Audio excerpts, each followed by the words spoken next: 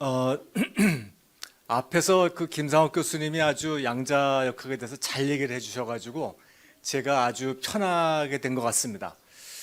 어, 아마 이 얘기를 잘 해주셨지만 그 이제 들으시고선 그 다 듣고 나니까 역시 잘 모르겠다. 역시 모르겠다. 아마 이렇게 생각하시는 분이 많이 있으실 것 같은데 제가 이제 양자 컴퓨터에 관한 책을 쓰고요. 그리고 이제 강연을 다니고 이렇게 하니까 그 책을 읽거나 혹은 이제 그 강연을 들으신 분들이 제일 좋아하시는 말이 바로 이거였었어요. 양자 물리는 이제 아무도 이해할 수 없다.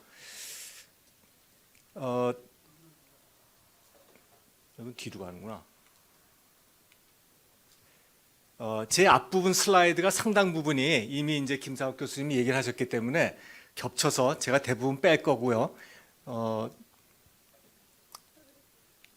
한두 가지만 말씀드리자면 이 리처드 파인만이라는 분은 그 여기 계신 분들은 막 거의 다 아실 것 같아요. 근데 이분이 그 실제로 양자 컴퓨터를 만들면 고전 컴퓨터보다 훨씬 더 혁신적으로 빠를 거다 이런 얘기를 처음 하신 분이거든요. 그리고 뭐 이분이 강연할 때는 동료 교수들도 그 가서 강연을 듣고 그랬다 그러더라고요. 근데 이분도 아무도 양자역학을 제대로 이해하지 못하고 있다고 자신 있게 이야기할 수 있다 이렇게 얘기를 하셨습니다. 그리고 니스 보어 얘기는 조금 전에도 많이 나왔지만 이분은 이제 양자물리의 아버지라고 불리는 분인데 이분도 양자물리 이야기를 듣고도 제정신인 사람은 제대로 이해하지 못한 것이다 이렇게 얘기를 하셨거든요. 그러니까 뭐 이런 뭐 대가 형님들이 다 모른다고 하셨으니까 뭐 저희 같이 이제 물리한 사람들도 아무도 뭐 양자물리를 이해하고 있다 이렇게 얘기 못하는 거죠. 실제로도 그렇고요. 그 여기 이 슬라이드들은 이제 우리가 왜 양자물리를 잘 이해할 수 없는가 그런 거에 관한 슬라이드들이었는데 이미 김상욱 교수님이 얘기하신 것처럼 우리가 경험하지 못한 세계이기 때문에 그렇습니다. 그리고 이제 그래서 미시세계에서는 우리가 보통 입자라고 부르는 것과 파동이라고 부르는 현상이 같은 한 개의 개체가 뭐 이제 경우에 따라 다른 모습으로 나타날 수 있는 건데 우리가 사는 세상에서 극단적인 두 가지 모습만 나타나는 거죠. 그래서 우리가 사는 개념으로 설명하려다 보니까 뭐 잘 이해가 안 되는 거고요.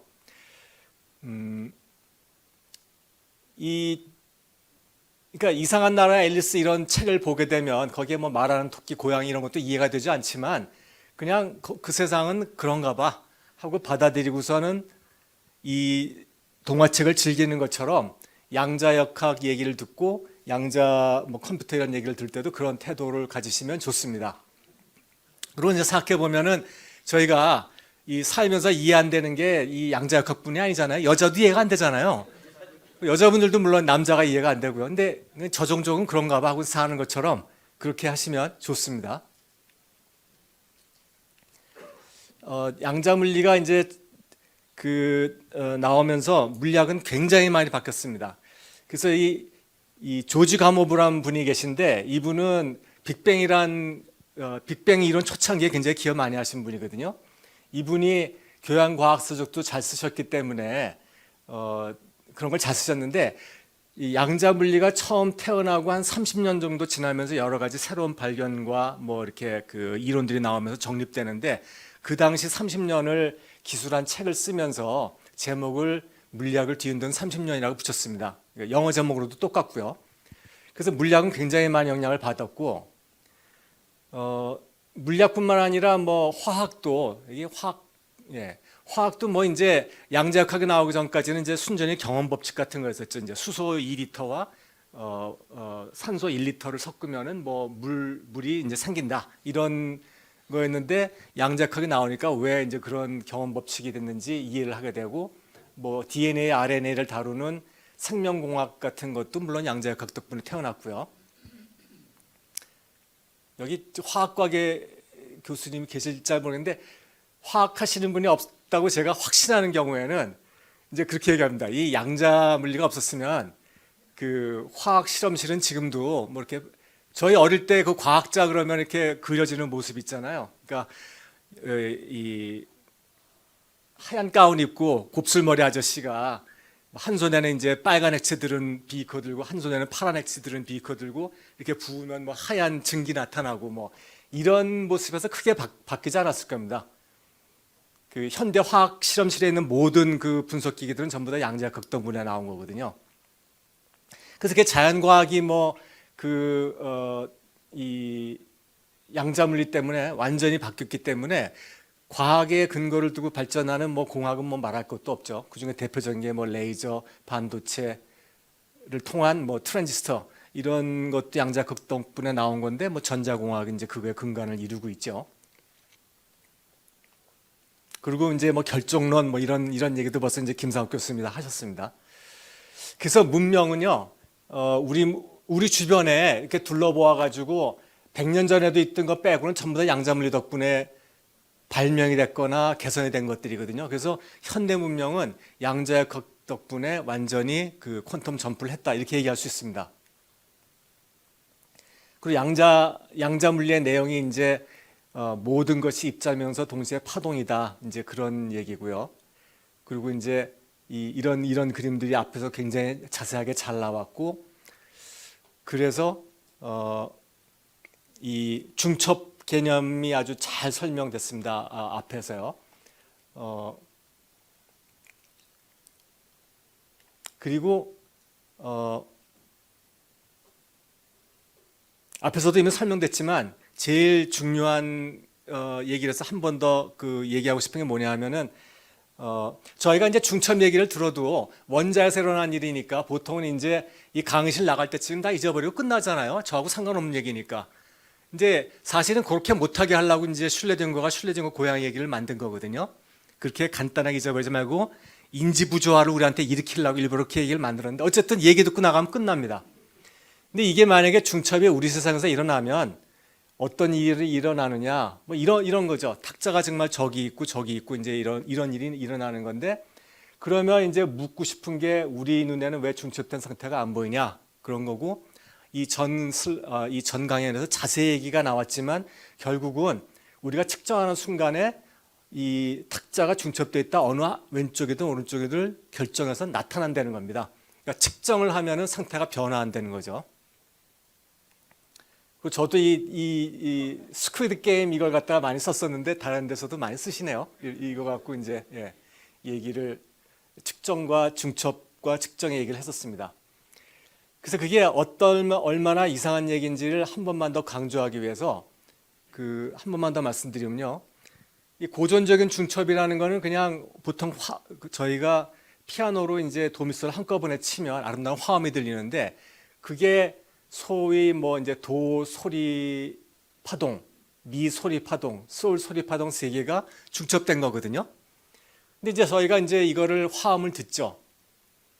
그런데 이 양자 세계에서는 측정을 하면 중첩된 게 측정되지 않고 그 중에 한 가지가 측정된다고 했으니까, 만약에 소리가 양자 세상의 법칙을 따른다라고 하면 저희가 절대로 화음을 들을 수가 없다는 뜻입니다. 소리 같은 경우는 듣는 게 측정하는 행위니까 도미솔을 한꺼번에 치면 도가 들리거나 미가 들리거나 솔이 들리거나 이렇게 된다는 거죠. 그래서 제가 이제 양자 정보 기술을 얘기하기 전에 이제 마지막으로 정리해서 얘기해 드리는 것이, 양자 세상에서는 물체 상태가 중첩되고 일반적으로요. 중첩 상태를 측정하면 한 가지 상태만 남는다. 이게 유일하게 필요한 지식입니다. 앞으로 양자 정보 기술을 이해하시는데요.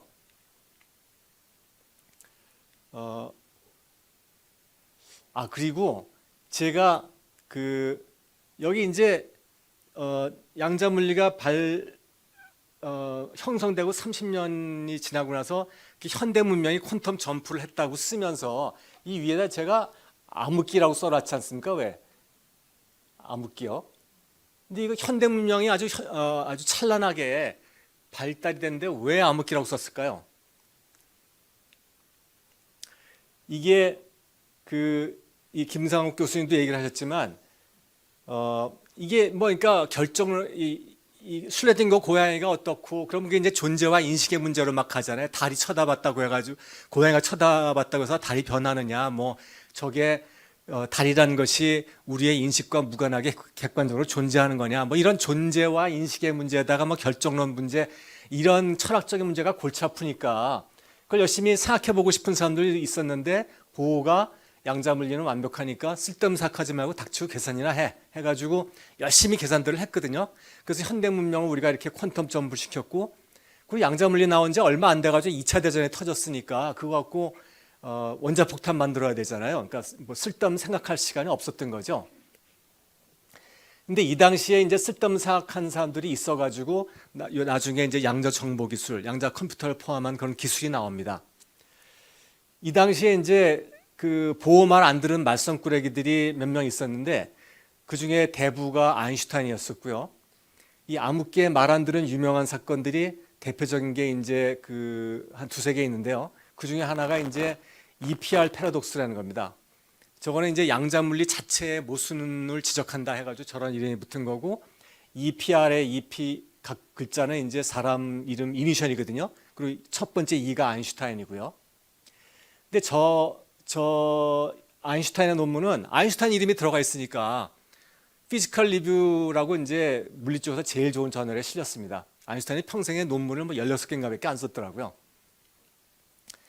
근데 그 다음에 벨이라는 사람이 뭐 존재나 인식이나 이런 어려운 문제를, 그런 철학적인 논쟁은 답이 없으니까 그거를 실험실에서 증명할 수 있는 수식 형태로 갖고 내려왔습니다.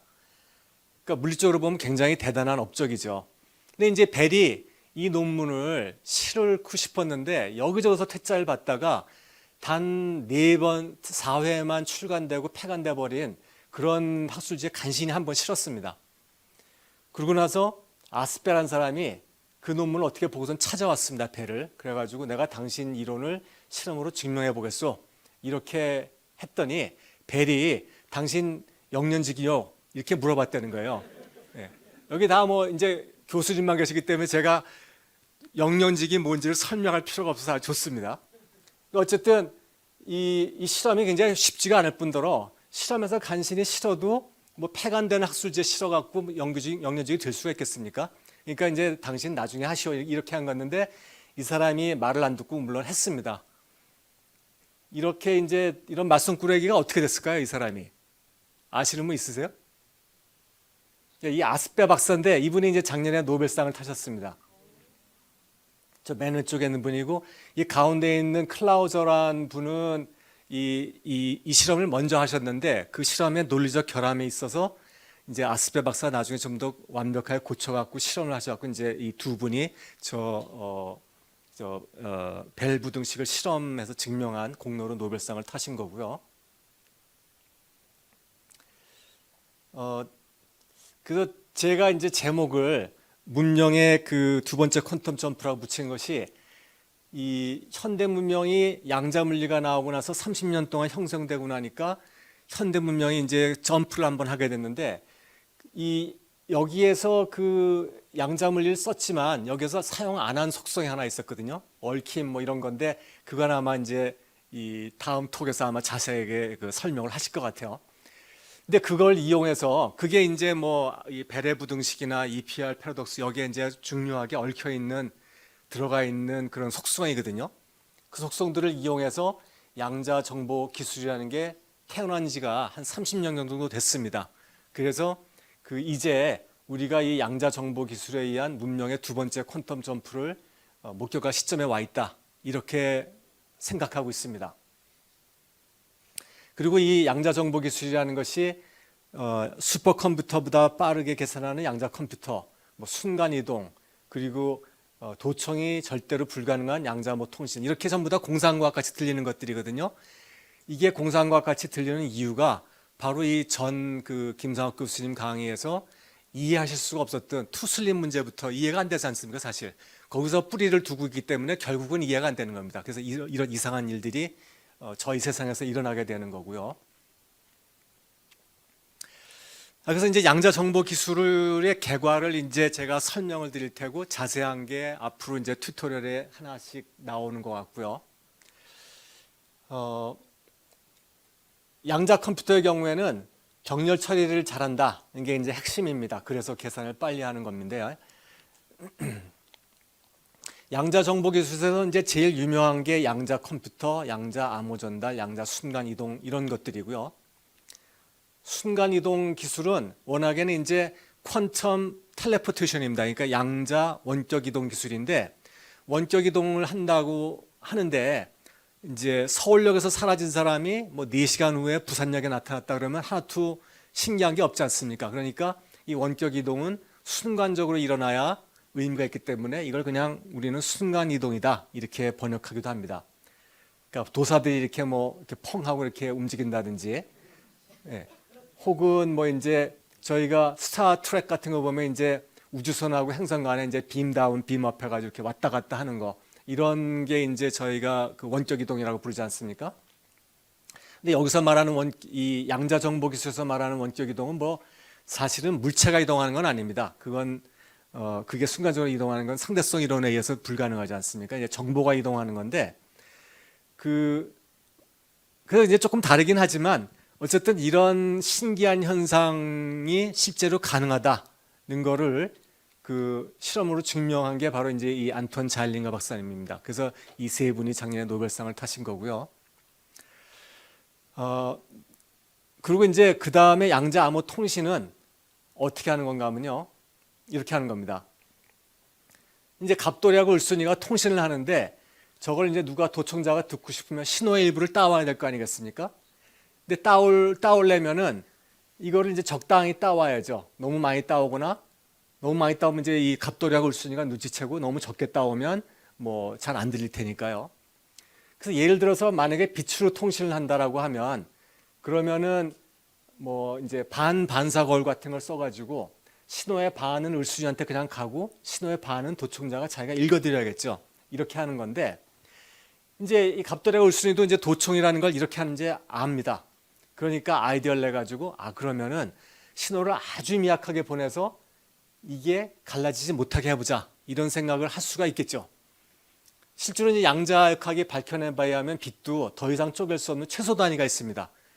그래서 비달갱이 뭐 이제 광자 이렇게 불리는 건데 그거를 신호 하나마다 한 번에 한 개씩만 보내면 그거는 투과를 하거나 반사를 하거나 둘 중 하나지 쪼개질 수가 없습니다.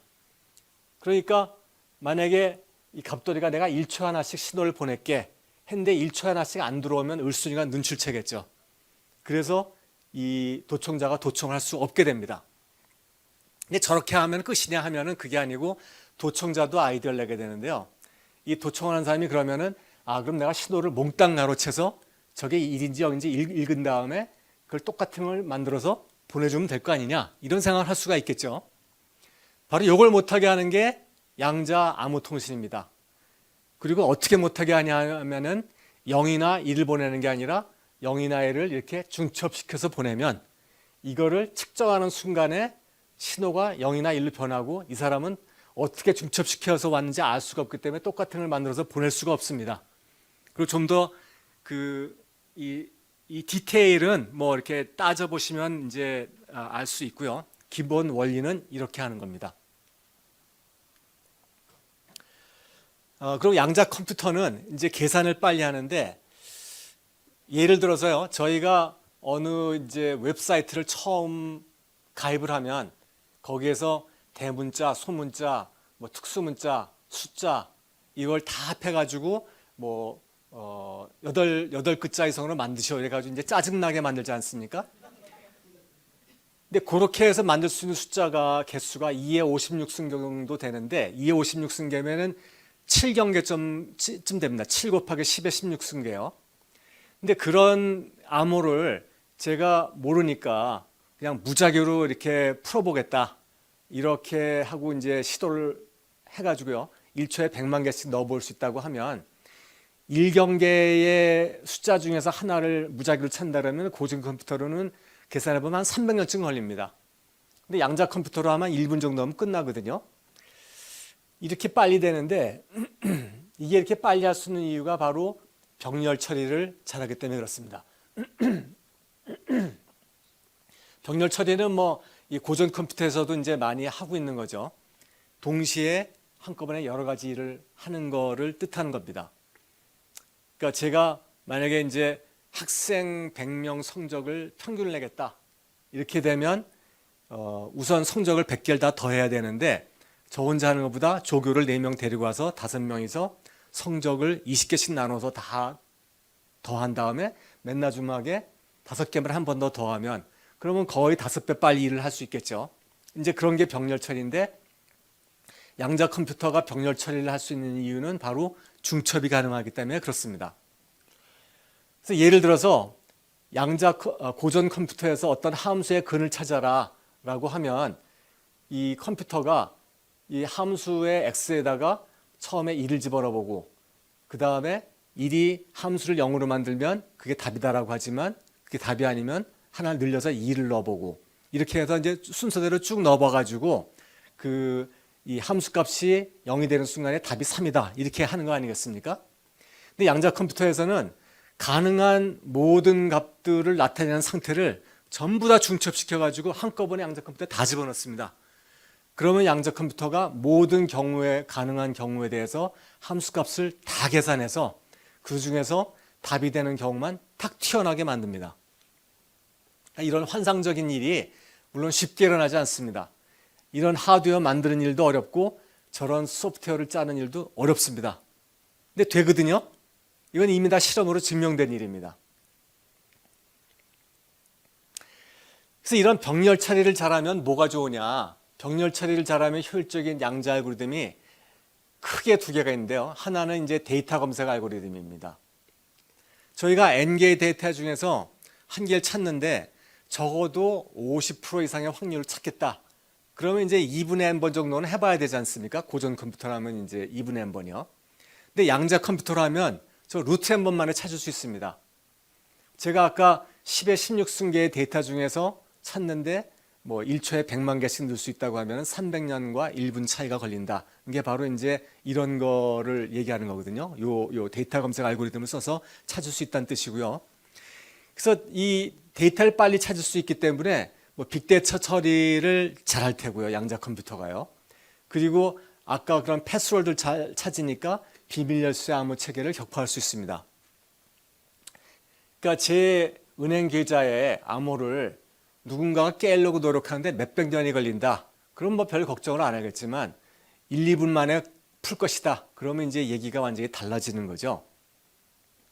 그래서 제가 제일 먼저 양자 컴퓨터를 갖게 되면 저는 뭐 여러분들 계좌를 다 해킹할 수 있으니까 저한테는 기회가 되는 것이고 왜 해킹당할지 모르는 분들한테는 다 위기가 오는 것입니다. 이 암호가 양자 컴퓨터 얘기만 하면 암호 얘기가 나오니까 암호 얘기를 조금만 하겠습니다. 암호는 이제 시저 시대부터도 썼다 그러거든요. 이제 예를 들어서 시저 시대 암호는 써서 어떤 문장을 쓰면 저런 문장을 쓸 수 있습니다. K, 뭐 NQXG, A 뭐 이렇게 나오는 문장인데 이걸 사실은 제가 I love you라는 문장을 알파벳을 그냥 2개씩 밀어 쓴 거거든요. I는 JK가 되고 L은 MN이 되고 이런 식으로요. 그러니까 굉장히 간단한 건데도 저 보면은 전혀 알 수가 없죠. 그러니까 암호가 상당히 강력합니다. 근데 물론 이 집안 암호는 몇 개 밀었으면 돼. 그러면 그게 비록 열쇠가 2라는 걸 모른다고 하더라도 한 개 밀어보고 2개 밀어보고 뭐 한 25번까지만 밀어보면은 암호문이 나타날 테니까 이건 굉장히 순진한 암호라고 할 수 있죠. 그래서 그 다음에 이제 암호가 여러 가지 방식으로 많이 발전되어 오다가 2차 대전 때 와가지고는 어떻게 했냐면은 이 난수를 발생시켜 가지고요. 알파벳마다 일정하게 보내는 것이 아니라 처음에 나오는 알파벳은 예를 들면 난수가 이제 2, 3, 7, 4, 9, 8, 1호다 이렇게 나왔다 그러면은 처음 나오는 알파벳은 2만큼 밀어 쓰고 두 번째 나오는 알파벳은 3만큼 밀어 쓰고 그래서 I는 K가 되고 L은 L, M, N, O 해서 O가 되고 이런 식으로 이제 난수를 발생시켜서 밀어 쓰는 겁니다. 그렇게 하면 이제 똑같은 O라고 하더라도 어떤 때는 V가 되고 또 어떤 때는 뭐 P가 되고 그러니까 여기에서 뭐 알파벳 통계도 사라지고 해서 굉장히 풀기가 어려운 암호가 됩니다. 이런 것은. 그래서 여기는 아마 총장님을 비롯해서 몇 분만 하실 것 같은데 이 초등학교가 아니고 국민학교 다니신 분들은 아실 거예요. 저희 학교 다닐 때 선생님이 이 간첩의 상징이 난수표니까 난수표 갖고 다니는 사람이 있으면 신고해 이러셨거든요. 이게 저 난수가 적힘표가 난수표거든요. 간첩들이 내려올 때 이만큼 들고 내려와 가지고 이제 밤에 라디오로 지령문 나오면 비교해서 하나 이제 풀고 버리고 이렇게 했다는 거죠. 근데 뭐 초등학생이 난수표가 뭔지 어떻게 알겠습니까? 그리고 이제 선생님들 사실은 모르셨을 거예요. 근데 어쨌든 이게 이제 난수표고요. 저희가 은행 보안카드로 쓰는 게 바로 난수의 표입니다. 그것도 마찬가지고 난수표도요. 보안카드도 어떤 사람이 어떤 해커가 여러분들이 쓰시는 그 은행 그 뱅킹을 계속 주의 깊게 보고 있으면 그 숫자를 알아낼 수 있습니다. 오랫동안 주의 깊게 보면요. 그러니까 한 번 쓰고 버리는 게 제일 안전하고 그래서 요즘에 이제 OTP 카드라는 것도 이제 은행에서 주지 않습니까? 그게 이제 한 번 쓰고 버리는 난수표입니다. 근데 이거를 시간이 많으면 간첩이 이제 밤에 그 난수표를 이제 하나하나 이렇게 대조해 가면서 암호문을 풀면 되지만 이게 포탄이 날아다니는 데에서는 그렇게 할 수가 없으니까 빨리 암호를 만들고 그거를 빨리 푸는 것이 필요합니다. 그래서 2차 대전 때 이제 독일군에서 애니그마라고 이걸 갖다 자동으로 만들고 자동으로 해독해주는 기계를 만들어 들고 다녔습니다. 그리고 당연히 연합군이 이걸 갖다 풀려고 굉장히 많은 노력을 했고요. 그래서 이제 블래칠리 파크라는 데다가 사람을 많이 모아놓고 이 사람들한테 이 암호를 풀으라고 하고 너는 난수 여기까지 여기서 해봐. 너는 여기서부터 여기까지 해봐. 우선 1만 명한테 난수를 쭉 나눠주고 풀어보겠습니다. 그러니까 이 수동으로 병렬 처리를 한 거죠. 그렇게 해서 이제 앨런 튜링도 이때 블래칠리 파크에 있었고요. 수동으로 하게 했는데 어떤 사건이 한 번 있었냐면 한 번은 그 암호문을 풀으니까 이 코벤트리라는 도시를 폭격해라는 거를 알게 됐습니다. 이 코벤트리라는 도시가 그 고디바 초콜릿의 고디바 부인 전설로 유명한 곳이거든요. 근데 2차 대전 때는 그 군수 공장이 많이 있었다고 합니다. 그래서 폭격한다는 사실을 알았으면 그거에 맞게 영국군 이제 전투기가 같이 뜨거나 적어도 이제 여기 사람들한테 알려서 피하라 이렇게 얘기를 했어야 하지 않겠습니까? 근데 아무것도 안 해가지고 폭격을 해서 수백 명이 죽었습니다. 왜 그랬을까요? 당연한 얘기죠. 우리가 니네 암호를 풀 수 있다. 이거를 알리지 않고 좀 더 극적인 때 써먹으려고 했던 거죠. 그래서 전쟁 끝나고 나서 이제 이게 영국 의회에서 문제가 되기도 했었다 그러는데 어쨌든 암호는 이렇게 수백 명의 목숨하고도 바꿀 만큼 중요한 겁니다. 그리고 병렬 처리가 효율적인 알고리즘이 또 하나 있는데 소인수분해 알고리즘이라는 건데요. 소인수분해는 아마 다 아시겠지만 6은 2 곱하기 3 이런 식으로 푸는 거고 이 17 곱하기 17을 계산하는 거는 10몇 초면 하겠지만 289가 17 곱하기 17이라는 걸 풀어내는 데는 한참 오래 걸립니다. 그래서 이 소인수분해는 푸는데 워낙에 오래 걸리기로 유명한 알고리즘이고 고전 컴퓨터로 풀을 때는 이렇게 자릿수가 n이면은 n의 지수승만큼 시간이 걸리는데 양자 컴퓨터로 할 경우에는 로그로 시간이 걸립니다. 그래서 n 자릿수가 커지면 커질수록 훨씬 양자 컴퓨터가 우위를 보이는 그런 대표적인 경우라고 하겠습니다. 근데 이게 비밀 열쇠, 제가 아까 설명드린 암호 체계는 비밀 열쇠 암호 체계인데 그거는 암호가 뭔지 이 열쇠가 뭔지를 아주 잘 간직해야 되니까 굉장히 유지하는데 돈이 많이 듭니다. 그래서 요즘은 소위 공개 열쇠 암호 체계라는 걸 많이 쓰는데요. 이 공개 열쇠 암호 체계에서는 소인수 분해를 어렵다는 사실을 이용합니다. 그래서 예를 들어서 갑돌이가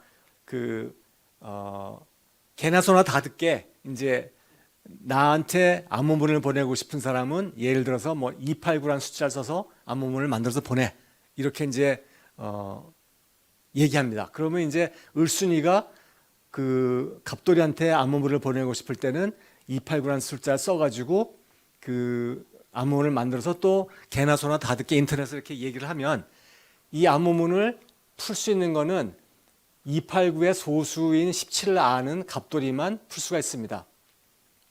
그러니까 아주 값싸게 암호문을 이렇게 왔다 갔다 할 수 있는 것이죠. 여기 아마 수학과 교수님들이 계시는데 엉터리라고 이제 비웃고 계실 거예요. 실제로 이렇게 간단하진 않고 조금 더 과정이 복잡한데 엉터리라고 나가시네요. 예. 이제 조금 더 복잡한데 제가 과장해서 너무 간단하게 얘기했습니다. 근데 이 소인수분해도 양자 컴퓨터가 잘 깨기 때문에 결국 양자 컴퓨터가 나오면 현대의 그 암호의 근간을 이루고 있는 그 비밀 열쇠 암호, 공개 열쇠 암호를 다 깰 수가 있습니다. 근데 암호는 뭐 이제 국방이나 뭐 스파이만 쓰는 게 아니고 저희가 온라인 뱅킹 할 때도 쓰고 뭐 온라인 쇼핑할 때도 쓰고 뭐 SNS에서도 쓰고 뭐 주식 투자를 할 때도 써야 되고 사실 아침에 일어나면 제일 먼저 하는 일이 이제 암호 넣어가지고 이 스마트폰 깨우는 일 아닙니까? 요즘 이제 지문도 많이 쓰지만 그리고 집에 들어갈 때도 이제 밤에 현관 열쇠 암호를 잘 눌러야 들어갈 수가 있죠. 그럼 이제 양자 컴퓨터가 나오면 우리의 미래는 어떻게 되느냐? 제가 암호 얘기를 많이 했으니까 당연히 이제 국방하고 안보 쪽이 영향을 제일 먼저 받을 거라는 걸 쉽게 짐작할 수 있습니다. 2차 대전이 이제 공식적으로는 일본의 이제 그 원자폭탄이 떨어져서 일본이 항복을 해서 끝났지만 사실 그 전에 이미 연합군이 독일하고 일본의 암호를 다 풀어가지고 이미 그 두 나라는 그로기 상태에 있었습니다. 그런데 핵무기가 이제 울고 싶은 아이를 때려줘가지고 이제 최종 불로를 날린 거죠.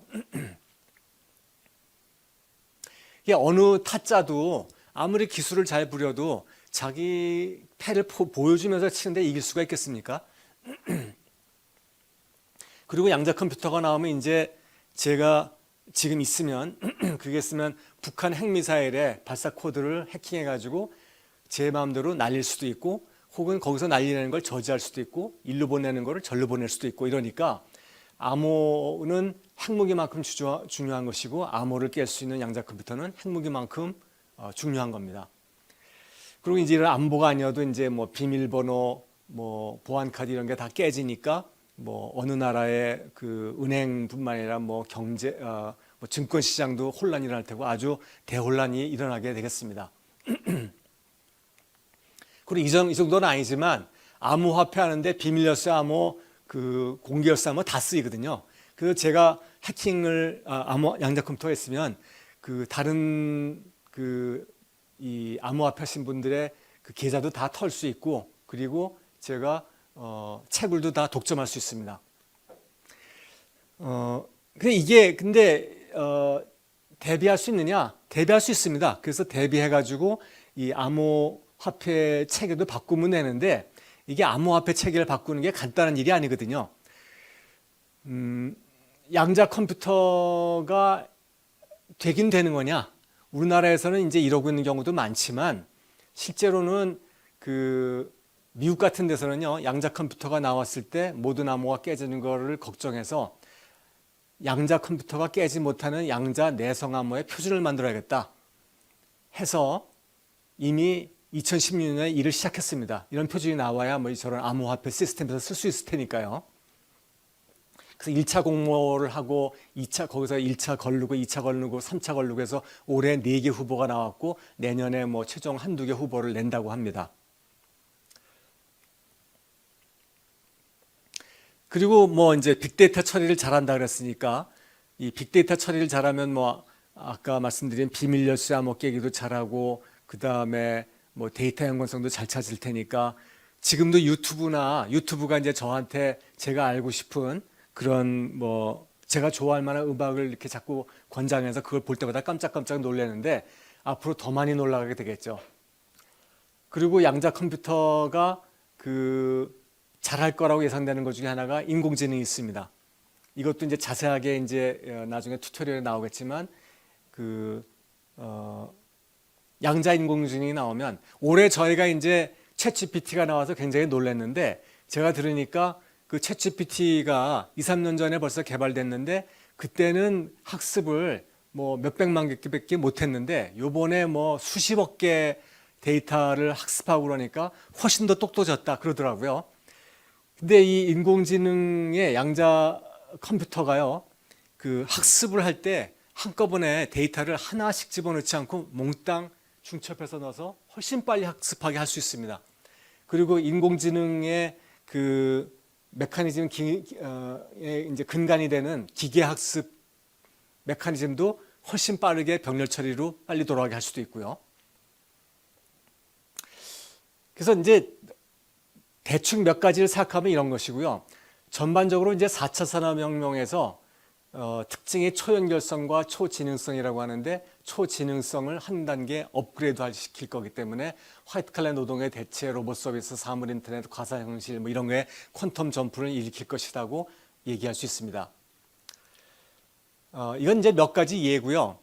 그 마이클 패러데이가 전자기 유도 법칙을 발견했다니까 사람들이 그거 알아서 뭐에 쓰느냐 이렇게 물어봤다고 해요. 이 전자기 유도 법칙이라는 것이 코일이 이렇게 있으면 거기에 자석을 갖다 대면 전류가 흐르는 현상이거든요.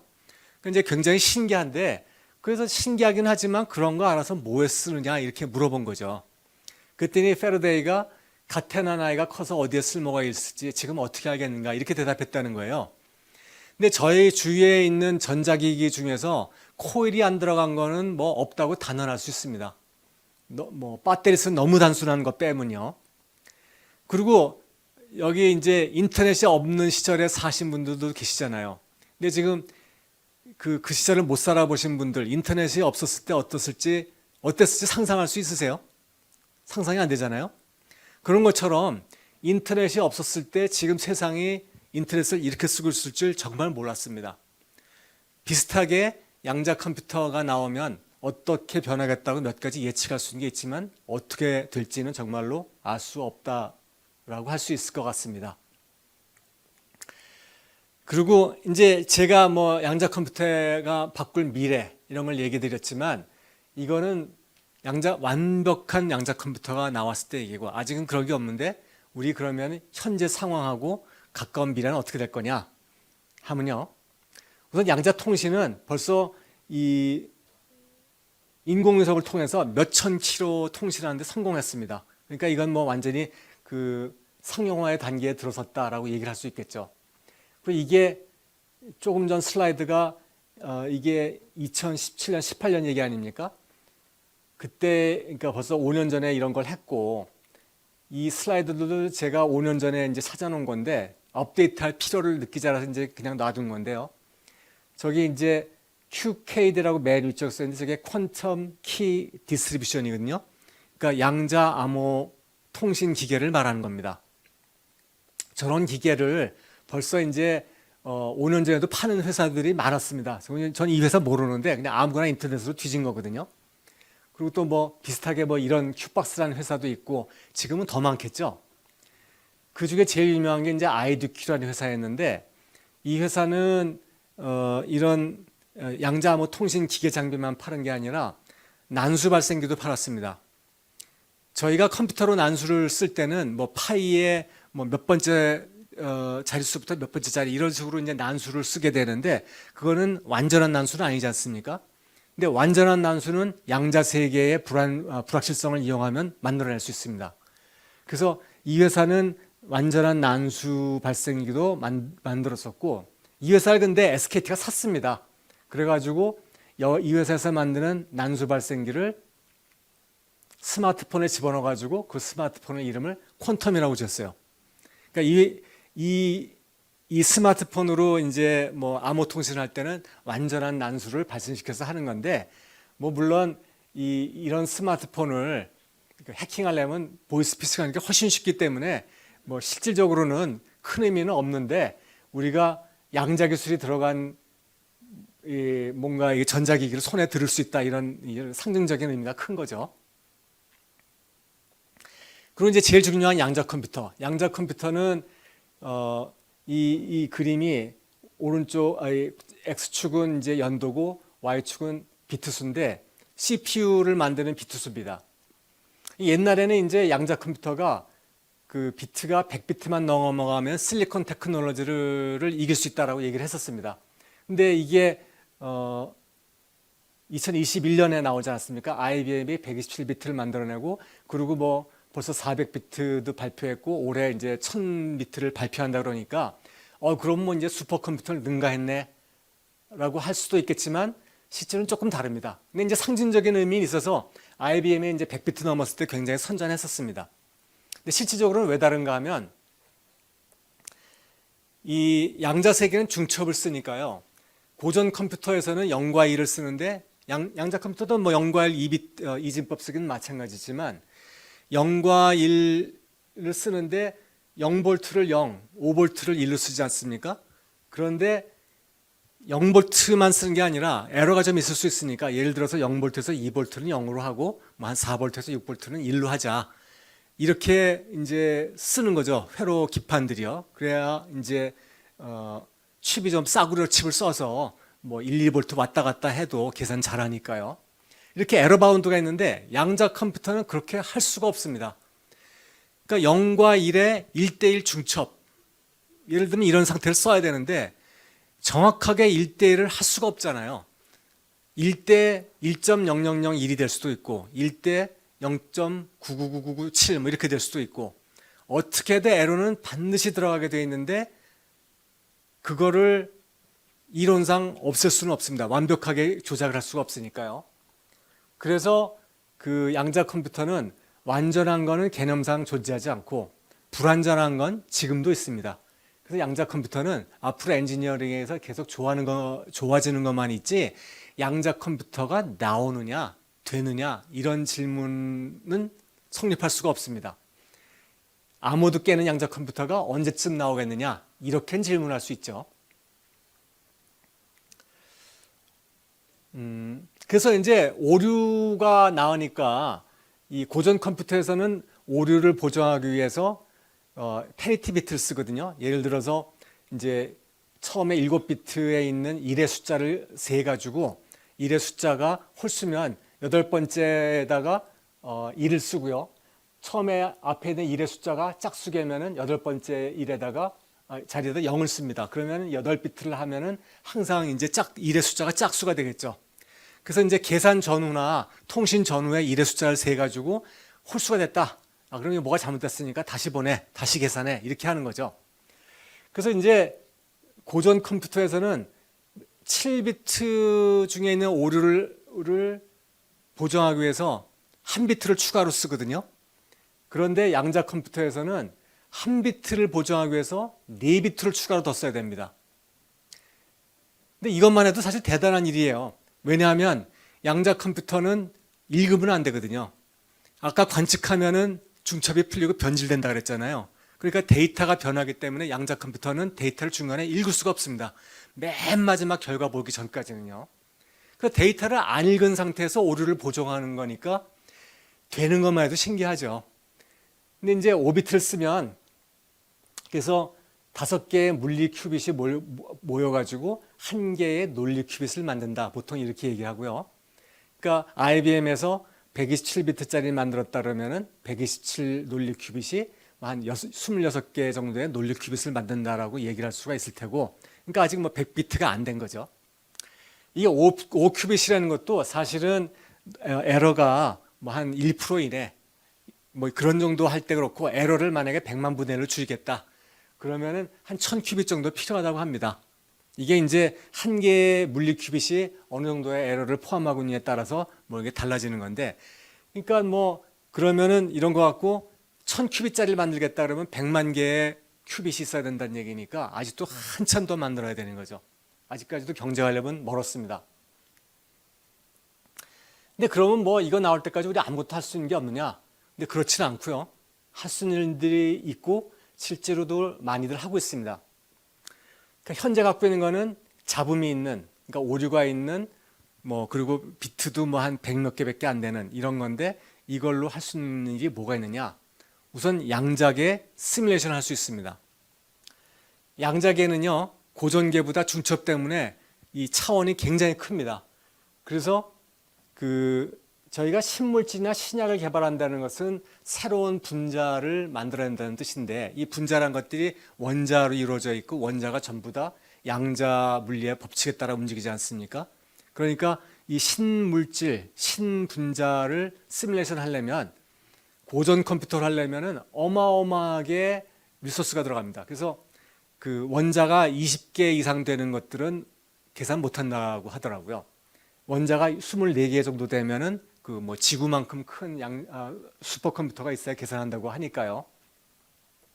근데 양자 컴퓨터는 이런 이 양자계의 중첩성에 의한 차원 증가를 양자계의 중첩성을 이용한 병렬 처리로 상쇄시켜 가지고 이 개수가 늘어나도 시간 계산하는데 시간이 별로 늘어나지 않습니다.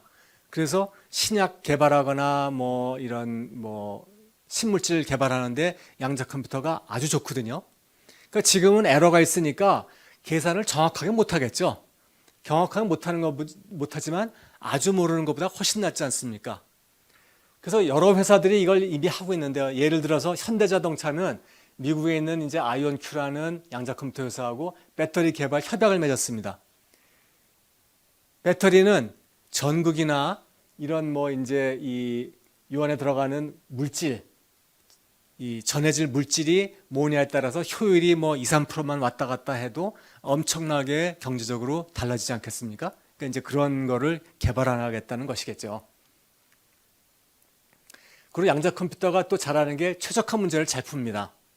최적화 문제는 아시겠지만 저 맨쪽에 있는 이런 것처럼 트래블링 세일즈맨 프로블럼 같은 거에서 뭐 7군데를 다 돌아오려면은 어떻게 해야 최단 거리를 갔다 올 수 있느냐 뭐 이런 문제인데 이거 하려면은 이 7팩토리얼 다 해보는 수밖에 없거든요.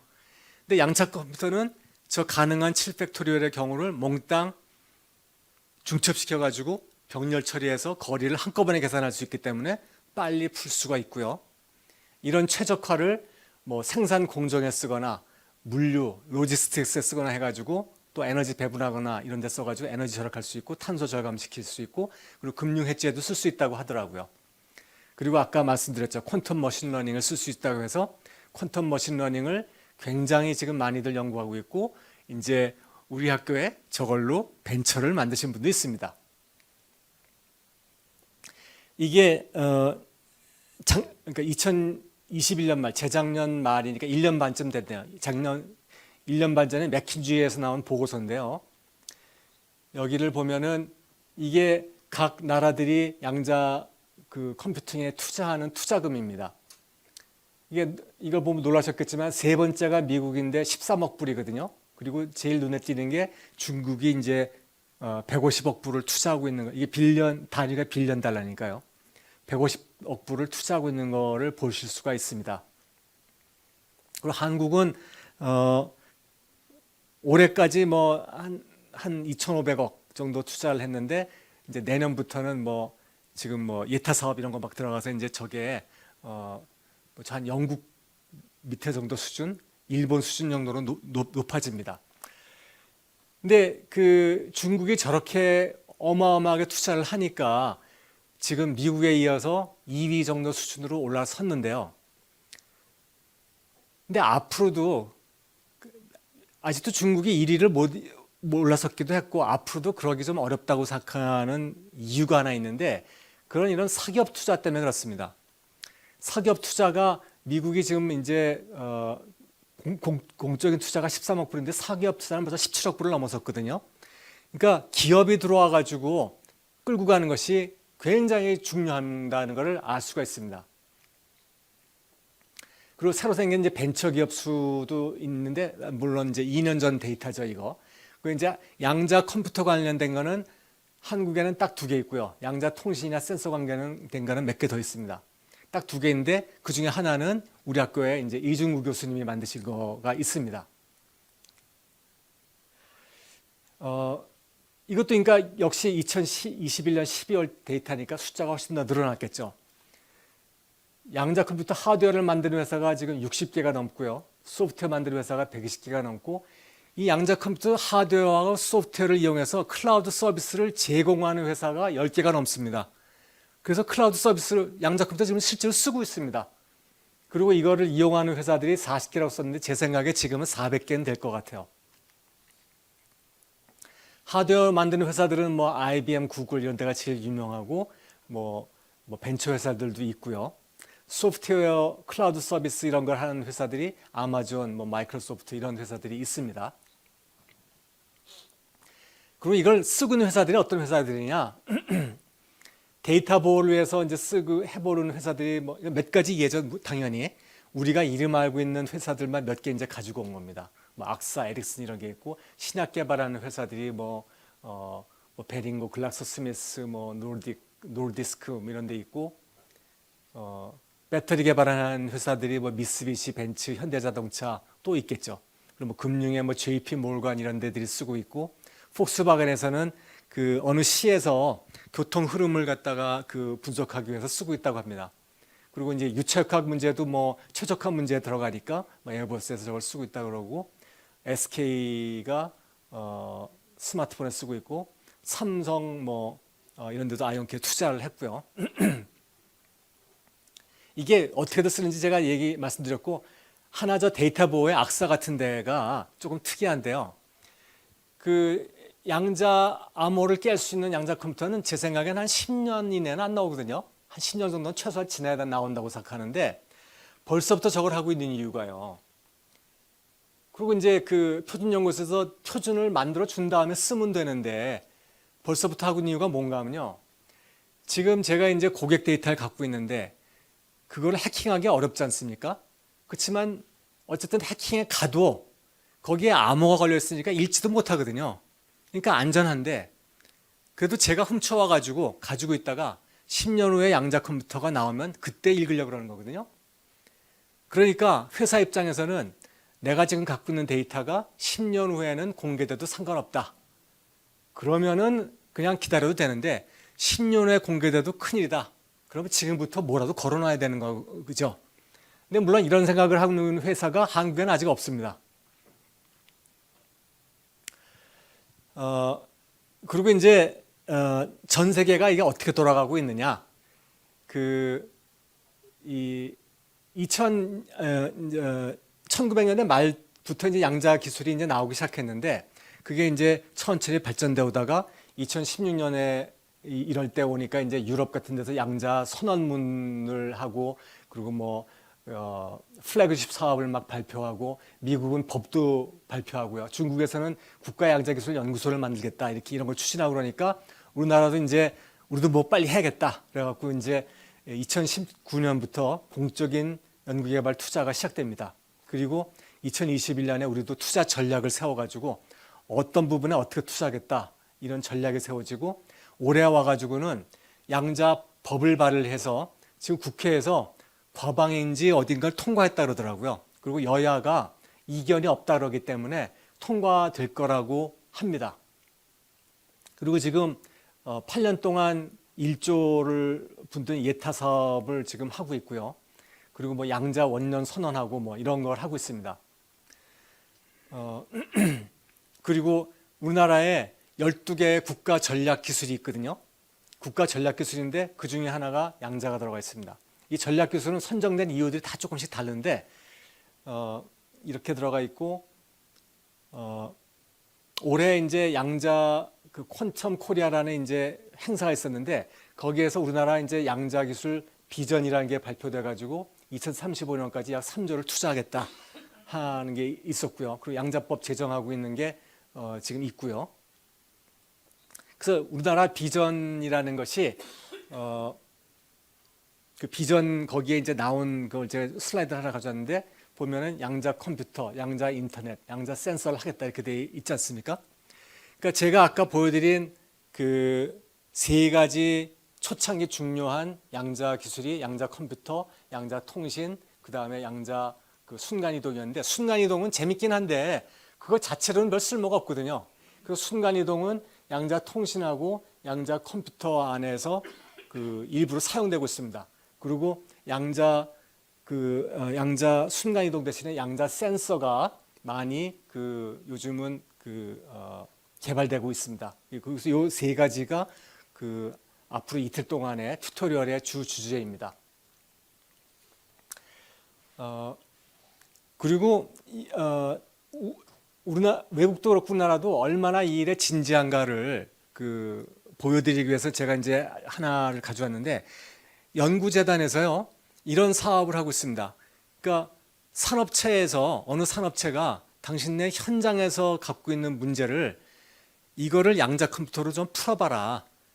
그러니까 그 산업체는 물론 못 풀겠죠. 그러니까 그걸 풀 수 있는 팀을 잡아와가지고 팀을 이뤄서 연구과제를 좀 신청해라. 그러면 10억씩 주겠다 해서 이 사업을 했습니다. 그게 이제 양자 이득 연구 사업이라는 건데, 그래서 10억씩 3년에서 30억을 주거든요.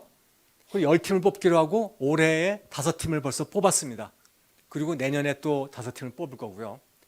이게 30억씩 주겠다 그러면은 뭐 저희가 이거 뭐 되나 안 되나 뭐 이런 정도로 생각하는 건 아니고 좀 더 진지하다고 얘기할 수 있겠죠. 이건 물론 뭐 이걸로 슈퍼컴퓨터도 못하는 거를 양자 컴퓨터로 했다는 거를 보이면 제일 좋지만 그렇지 않다고 하더라도 이 양자 컴퓨팅을 좀 경험해봐라 기업들이 이런 목적으로 하는 거고요. 그런 경험을 하기 위해서 이제 여기 양자 컴퓨터를 계산하실 수 있는 분들한테 같이 편을 짜가지고 좀 해보시라는 거죠. 저희 학교가 카이스트 같은 데 하고요. 그리고 이제 제가 광고를 하나 제시드리게 됐는데 저희 학교 이제 박수경 교수님이 양자 융합 기술의 글로벌 선도 국가 도약을 위한 카이스트 X 플러스 퀀텀 사업 이런 걸 갖다가 이제 기획을 하셔가지고 지금 정부에서 지원을 받으시려고 애를 쓰시고 계신데요. 자세한 건 이제 박 교수님께 여쭤보시고 여기 이제 주요 비전이 주로 이제 하겠다는 일이 뭔가 하면은 양자 융합 연구를 하겠다는 거거든요. 그러니까 이게 바로 제가 조금 전에 보여드린 양자 이득하고 비슷한데 저희 나라에 지금 양자 컴퓨터가 없습니다.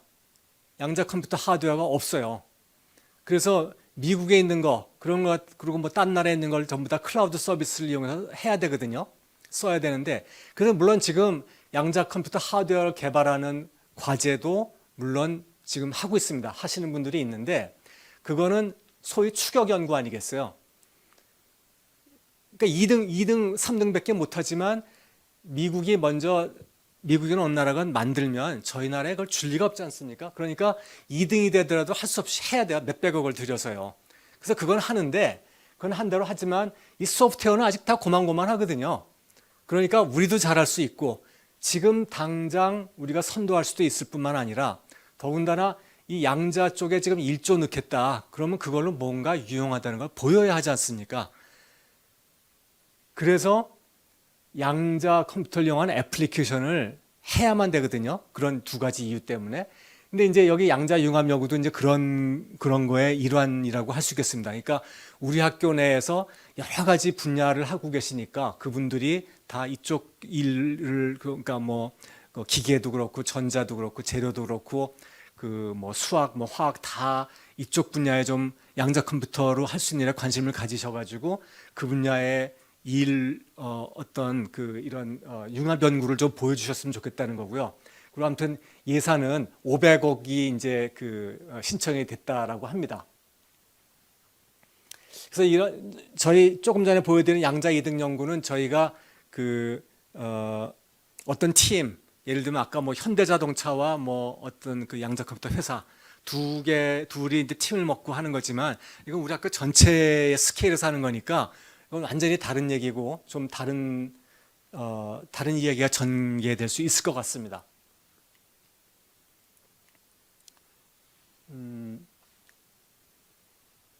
이제 정리하는 건데 양자 컴퓨터는 그래서 병렬 처리, 중첩에 의한 병렬 처리 때문에 빠르고 그래서 계산 시간이 지금은 이 고전 컴퓨터보다 훨씬 느리지만 비트 수가 늘어남에 따라서 일반적인 계산이 뭐 이제 고전 컴퓨터는 지수적으로 이렇게 막 늘어나는데 양자 컴퓨터는 별로 안 늘어나기 때문에 이쪽으로 오면 이점이 있다. 그러니까 지금 암호 깨는 것도 비트 수가 이 정도 되니까 고전 컴퓨터는 못 깨는 건데 양자 컴퓨터는 깰 수 있게 되는 거죠. 그런 거고 양자 컴퓨터가 있으면 이렇게 암호 깨고 뭐 시뮬레이션하고 데이터 검색하고 이런 데다 잘 쓸 수 있다는 거고요. 양자 컴퓨터는 이제 비트 수가 늘어남에 따라서 비트 수가 증가하면 이제 연산 수도 막 늘어납니다. 그리고 연산 한 번 할 때마다 오류가 누적되기 때문에 비트 수 늘리면은 오류가 훨씬 더 커지겠죠. 그래서 이게 만들기가 어렵고요. 그리고 만들 때 또 패키징하는 것도 기하급수적으로 어려워진다고 하더라고요. 근데 기본적으로 이것은 이제 우리 인류가 갖고 있는 나노 기술의 한계 때문에 그렇다고 생각이 듭니다. 근데 나노 기술이 발전함에 따라서 양자 컴퓨터는 뭐 계속 좋아질 테고 양자 컴퓨터를 계속 개발하면 나노 기술이 따라서 견인되겠죠, 이렇게. 근데 가장 긍정적인 요소는 뭐냐? 이론적으로 양자 컴퓨터가 불가능하다는 그런 장벽이 없습니다. 그리고 아까도 말씀드렸지만 양자 컴퓨터는 이미 있고 이게 얼마나 좋아지느냐, 좋아지는 것만 남아있는 겁니다. 그리고 완벽한 건 어차피 안 나오는 거고요. 그래서 결론은 양자 컴퓨터는 병렬 처리 덕분에 빠르고 양자 컴퓨터는 우리의 미래를 바꿀 거고 통신이 이미 상용화됐고 양자 컴퓨터가 특수 분야에 이미 시뮬레이션 같은 데 이미 사용 중이고요. 그리고 이제 상용화 이런 거를 이제 가끔 물어보시는데 상용화가 어떤 의미냐에 따라 다르겠습니다. 지금도 쓰고 있는데 몇 억씩 내고 클라우드 서비스 하고 있거든요. 근데 이제 그거는 보통 개인들은 물론 안 쓰시죠. 근데 한 10년쯤 지나면 암호를 거의 깰 만한 그런 컴퓨터도 나와서 클라우드 서비스가 좀 더 본격화될 수도 있을 것 같고요. 만약에 상용화가 개인용 PC를 말하는 거다고 하면 저희 지금 슈퍼컴퓨터가 있지만 슈퍼컴퓨터를 개인용으로 쓰고 싶어 하는 사람 별로 없지 않습니까? 그래서 양자 컴퓨터를 개인용 PC로 쓰고 싶을 사람은 없을 것 같은데 필요하다고 하면 한 20년 후에는 나올 수도 있겠습니다. 그래서 우리는 이제 뭐 인지 부조화도 그렇고 기회를 얻고 위기를 줄이기 위해서 양자 컴퓨터를 알아야 된다는 게 이제 제 결론입니다. 예, 들어주셔서 감사합니다.